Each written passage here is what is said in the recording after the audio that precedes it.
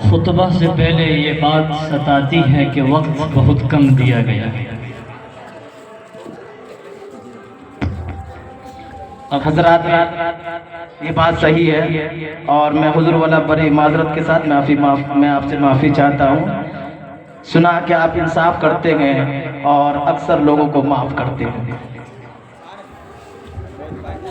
اب انہی میں اپنی بات کو سمیٹنے کی کوشش کروں گا۔ الحمدللہ رب العالمین والصلاة والسلام علی رسولہ الکریم ومن تبعہم بإحسان الی یوم الدین، اما بعد۔ میرے محترم معزز اسٹیج پر تشریف فرما علماء کرام اور میرے جگر کے ساتھیوں اور محترم بزرگوں، حضرت یعقوب علیہ السلام کا جب اس دنیا سے جانے کا وقت آیا تو قرآن کہتا ہے، جس میں وہ خود فرماتے ہیں ما تعبدون من بعدی۔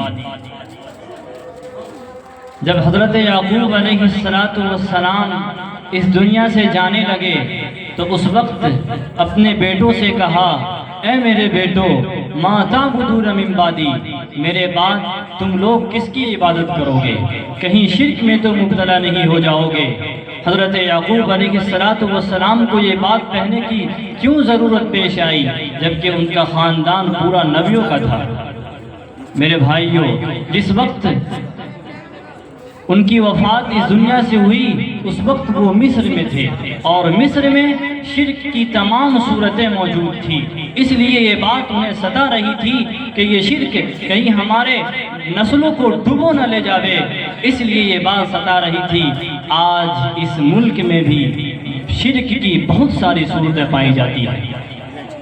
کبھی اس ملک میں سوریہ نمسکار کی بات کی جاتی ہے، کبھی اس ملک کے نصاب کو تبدیل کرنے کی کوشش کی جاتی ہے، اور یہ بات مرکزی حکومت کے پروگرام اور منصوبے کا حصہ ہے۔ انہوں نے اپنے پروگرام میں کہا کہ میں چاہتا ہوں کہ میٹرک یا پلس ٹو تک تمام جماعتوں میں گیتا شامل کیے جائے، اور بہت سارے اسکولوں میں باضابطہ ان کو پڑھایا جاتا ہے۔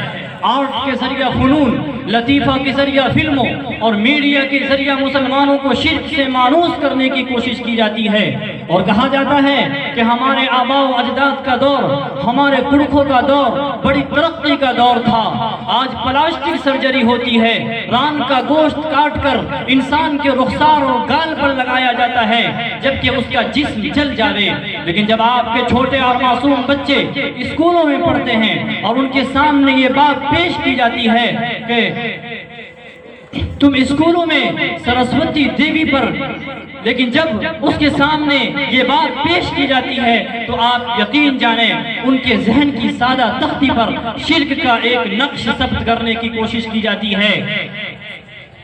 انہیں کہا جاتا ہے، اور تمام بچوں، مسلمان بچوں اور تمام بچوں کو یہ ترغیب دی جاتی ہے کہ تم اسکولوں میں سرسوتی دیوی پر پانی چڑھاؤ، پھول چڑھاؤ، یہ علم کی دیوی ہے، اگر تم ایسا کرو گے تو تم امتحان میں اچھے نمبرات سے کامیاب ہو جاؤ گے، تمہارے علم میں ترقی حاصل ہوگی، تم اس ملک میں IAS اور IPS بنو گے۔ اس طرح معصوم بچوں کے ذہن کو ہموار کرنے کی کوشش کی جاتی ہے۔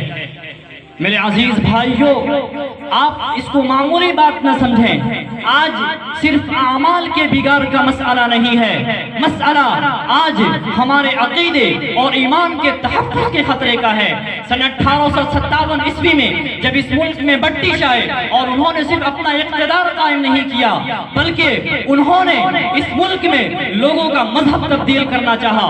برطانیہ کے وزیر اعظم نے وہاں کے دارالعوام میں تقریر کرتے ہوئے کہا کہ ہمارے پادری، ہمارے مذہبی پیشوا ہندوستان میں اتنی محنت اور جد و جہد کر رہے ہیں کہ ہمیں یقین ہے کہ جس طرح یورپ میں پورا کا پورا ملک مذہب عیسائیت میں داخل ہو گیا تھا، اسی طرح یہ ملک ہندوستان ہوگا کہ یہاں کے ہندو اور مسلمان دونوں پورے کے پورے عیسائی ہوں گے۔ سیرت مولانا محمد علی منگیری میں لکھا ہے کہ ایک ایک شہر اور قصبے میں 500 عیسائی مبلغین اور پادریوں کی جماعت امڑتی تھی.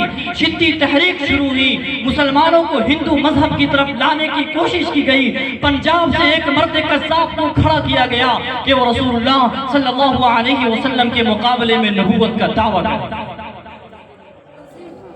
میرے محترم بزرگوں اور دوستوں, اللہ ہمارے بزرگوں کی قبروں کو نور سے بھر دے. حضرت مولانا محمد قاسم نانوتوی, حضرت مولانا رحمت اللہ کیرانوی, حضرت مولانا رشید احمد گنگوہی, حضرت مولانا سید محمد علی منگیری, ان بزرگوں نے اپنی پوری کوشش کے ساتھ اور اپنی پوری صلاحیت کے ساتھ اللہ کی طاقت اور نصرت پر نظر رکھتے ہوئے بے سر و سامانی کے باوجود اس ملک کے کونے کونے میں مدارس کا جال بچھا دیا. اور آج ہم اور آپ جو اس شکل میں موجود ہیں, انہی بزرگوں کی کوششوں کا ثمرہ اور محنتوں کا نتیجہ ہے. میرے بھائیوں, اس ملک میں پھر ایک ماحول سن 1945 اور 47 عیسوی میں پیدا ہوا, جب یہاں ارتداد کے فتنے پھوٹنے کا اندیشہ ہوا.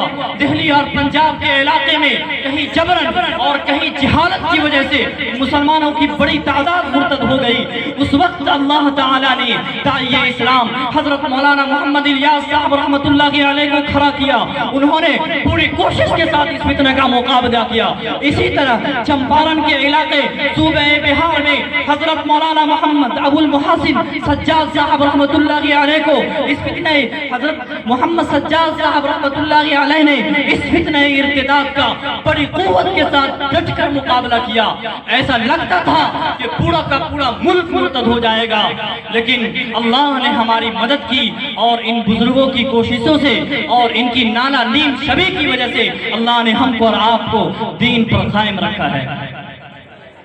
میرے بھائیوں, اب پھر ہم ایسے حالات سے دوچار ہیں کہ ہمیں اپنی اور اپنی نسلوں کی ایمان کی فکر کرنی چاہیے. اس میں دو باتیں بہت بنیادی اور ضروری ہیں. اللہ کا شکر ہے کہ اس ملک کے چپے چپے پر مدارس اسلامیہ قائم ہیں.